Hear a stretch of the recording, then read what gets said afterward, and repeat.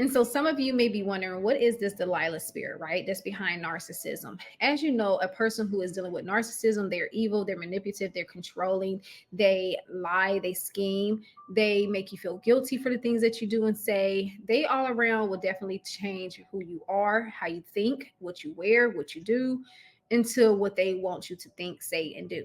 And so when it comes to this spirit of narcissism, you have to understand that there is several spirits that is connected to it. But today we're going to talk about the Delilah. So when you think about the Delilah spirit and you read the Bible from Judges 16:4-20, you're going to realize that the Delilah spirit has shame, guilt, condemnation, deceit, lying, and manipulation. And so this one in particular spirit actually have multiple spirits that's attached to it. And so here you have the Delilah spirit, and then up under that is the all the other ones which we just named, which was the shame, the guilt, the manipulation, and so forth. When it came to the Delilah spirit, she was offered 1,100 pieces of silver in order to find out what it was that was making Samson so strong. In this, she gave 4 separate attempts to get the secret, okay, the secret recipe to what was making Samson strong. And eventually, on that 4th try, unfortunately, he gave in to her and told his secret. How many of you literally are in a relationship right now, a toxic relationship, a narcissistic relationship, and it's like they pump you for information. And then when you give them the information, they turn that information around and use it against you, whether if it's in court, whether if it's to your face to make you feel bad, whether if it's to other people to make you look bad. They basically turn around whatever information you gave them and they turn it and use it against you.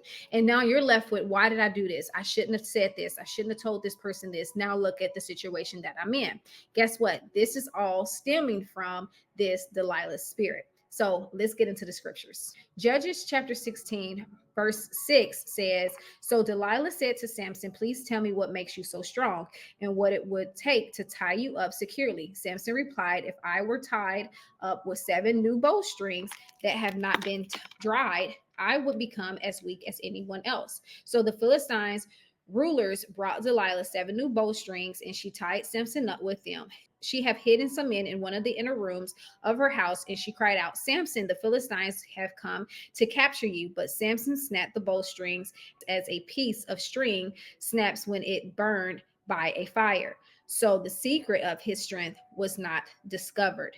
And so when you read this, you have to understand that she was trying to get his secret to his hair. So basically she can win and get her money that was promised to her if she finds out what it was that was tying him to his strength. And so not only do she try on one attempt, but she tries on 4 separate attempts.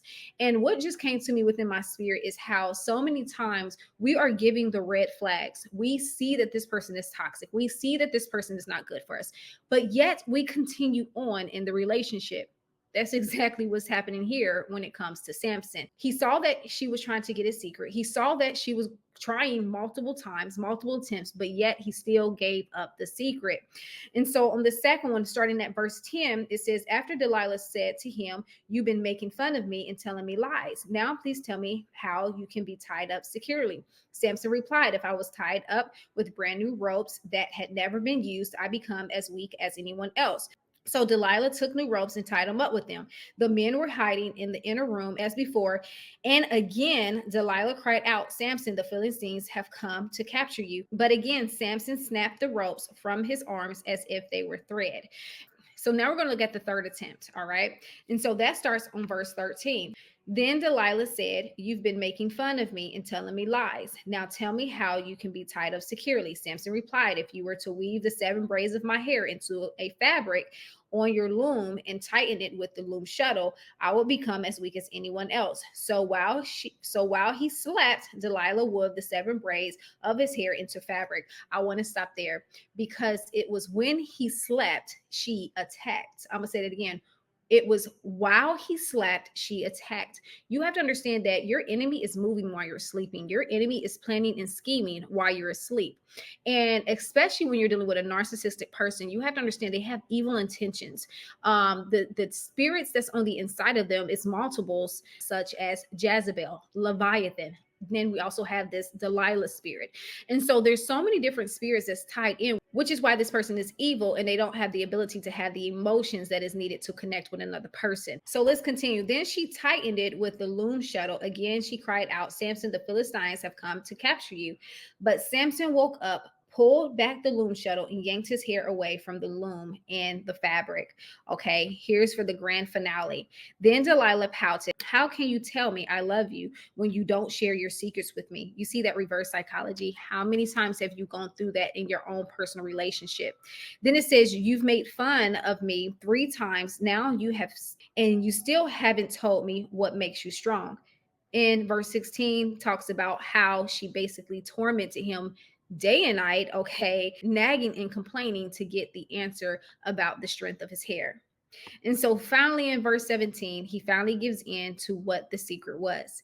Finally, Samson shared his secret with her. My hair has never been cut, he confessed, for I was dedicated to God as a Nazarite from birth. If my hair was shaved, my strength would leave and I will become as weak as anyone else. I would highly encourage you to read the rest of that starting at 18, Judges 16, 18, all the way through 20, so that you can get the entirety of the rest. But what I want you to understand is that after she had pretty much tormented him to get everything out of him about where the strength of his hair came from, she then went in for the kill. His hair was eventually cut, and the strength that was in him left him. And so he ended up getting his eyes gouged out, and he ended up dying probably sooner than what he would have had to die if he did not give in to this Delilah spirit. And so some of you right now, your ministry is being put on hold. Your business is being put on hold. Any and everything that God had for you is being put on hold because of this relationship that you're possibly in, or possibly because you were in a relationship and now you have some unraveling to do. What is the unraveling? Inner healing, deliverance, not just inner healing and deliverance, but you need some coaching. If you have came across this video and you're dealing with things such as PTSD, you're dealing with things that came from this narcissistic relationship, I want you to know that there is hope, and I do inner healing and deliverance. That's correct. I help those that is in need of healing and also in deliverance. And also I am a gospel mentor, life coach that help you to become better you.